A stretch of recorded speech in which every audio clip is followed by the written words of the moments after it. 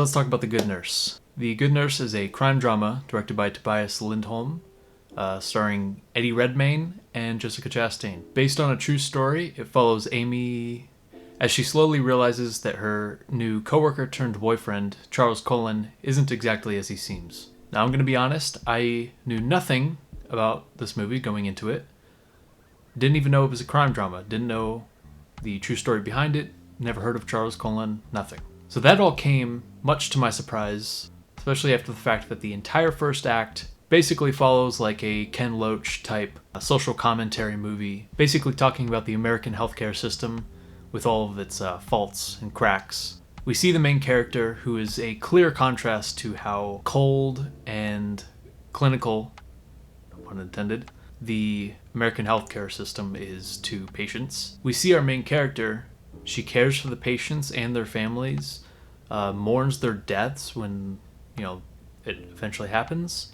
It's all built up to basically critique how we do healthcare in America. That's how the entire first act is basically portrayed. And not knowing anything about what the story was about, I expected it to go the distance with that, and it kind of did. And it did something really interesting where, it combined the crime drama aspect with the social commentary. The problem is those two didn't really mesh too well. Sometimes it was interesting. There are certain themes that are present in both aspects of the movie that kind of cross over, and it's nice to see that, but it does become an issue, and we'll get to that later. Now, the way the story is communicated is pretty bleak. I mean, from the get-go, it's very dark, and I mean that both in the literal sense and the figurative sense. So in this story, we have basically three main protagonists, and we watch them as they navigate this world of bureaucratic red tape that serves to protect the very man who they're after, not just the antagonist of the film, Charles Cullen, but the hospitals that protect him in order to save their own PR, basically. And that's kind of one of the big themes of this movie. People who have power can kind of get away with things that most people can't. And we'll get more into the specifics later because I don't want to go too far into spoiler territory right now. But we'll stay in the territory of the inner workings of the movie.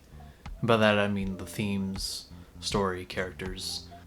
And this would be a good time to say that while it did have a lot that it was trying to achieve, it didn't really say anything. Like, okay, we get it. There's corruption. There's problem with, the systems that we have in place.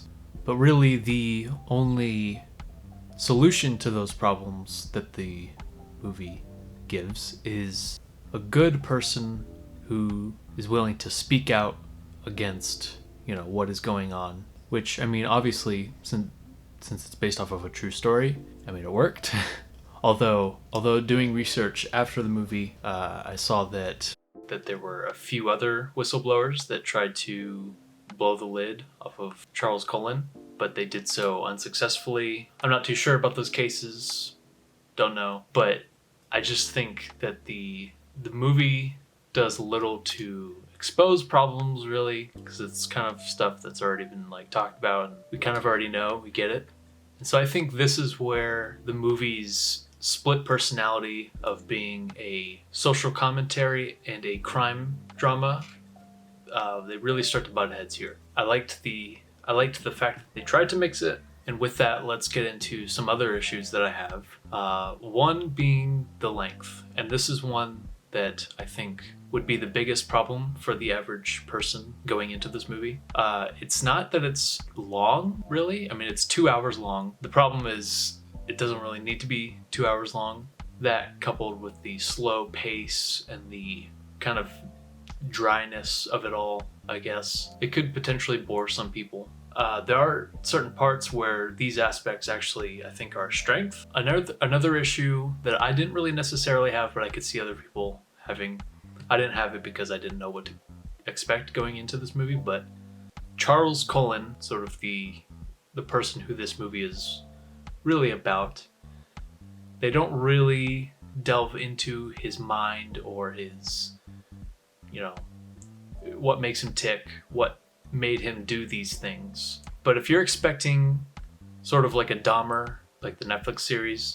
If you're expecting that approach, don't. I mean, there are glimpses of, who Charles Cullen is, but it doesn't really make an attempt to find out those things. It's just kind of there, sprinkled in.